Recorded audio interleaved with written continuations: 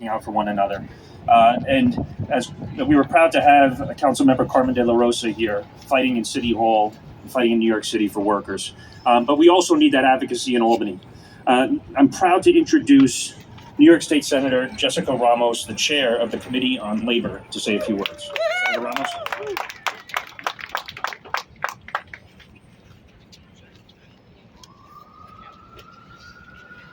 Thank you, Brendan. Today's always a tough day for me. I'm New York State Senator Jessica Ramos. I chair the Labor Committee in the New York State Senate. I've been doing so for the past 5 years with the intent of helping workers believe that government is invested and committed to their well-being. We've passed laws to keep them safe at work. We've passed laws to ensure that they are paid equitably, that there is transparency, that they have a voice on the job and the right to organize.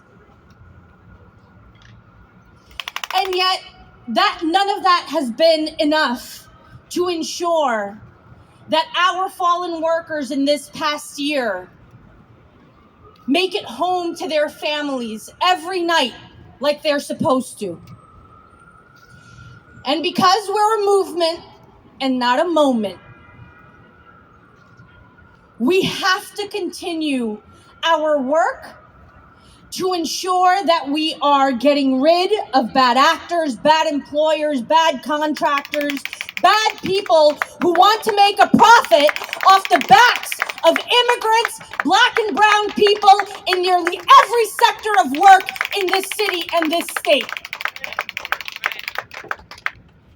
People come to New York searching for their American dream.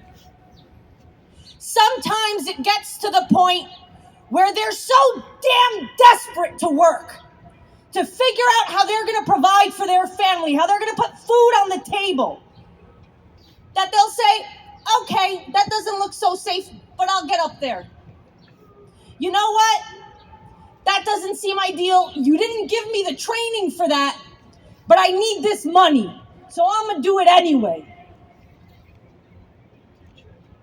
It's what's led a race to the bottom in the construction industry. It's what's making our warehouse industry here in New York a high-tech sweatshop. It's what continues to churn out moms and dads, young people alike, who are trying to just fucking get by and buy a house. Just yesterday, the governor of this state had the audacity to announce that she would be okay with a $17 minimum wage in the state of New York by 2026. That's right, boo her! Boo her! Boo the governor! Because for any of us who walk the streets of New York, who see day in and day out just how hard it has been for families to keep a roof over their heads, how long that eviction line is at housing court, how our shelters are teeming with people, that you even have the mayor blaming immigrants. And yet here in New York, a union town, a town where for centuries people have come from all over the world to make something of themselves, to offer their children better opportunities. We don't seem to be taking that very seriously. More black families are fleeing the state of New York than ever before. It's not billionaires. It's not the multimillionaires who are fleeing because they're scared they're going to get taxed. No. It's people of color who are working, who are putting their lives on the line, whether they're nurses, delivery workers, construction workers, Amazon warehouse workers, and everyone in between.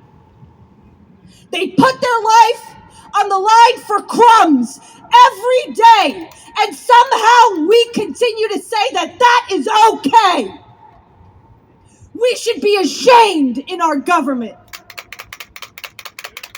Because today, every year, when we read off the names of all the people that we lose to unscrupulous employers, it's our duty to recommit ourselves to that fight, to making sure that we are rebuilding an economy out of that pandemic that actually honors the people who have made the sacrifices, who should have gotten hazard pay, who should have collective bargaining agreements, and then some. So yeah, today we mourn the dead, but tomorrow, I'm gonna fight like hell for the living. And I hope you'll join me, because our fight is just beginning. We cannot allow our labor laws to continue to be ignored. We must build a society and we must build a government that honors the sacrifices of those who were enslaved, of those who had to make the choice of immigrating to this country, and of those of us who still haven't been able to buy a house in this country. So thank you all for being here today. I was asked to memorialize Lukasz Warenchuk, one of the many workers in our city who we've lost this past year. Let's remember him and all the others every day when we go to work. And we honor their memory by giving our best and by treating others with kindness and the respect that every worker in New York deserves. Thank you.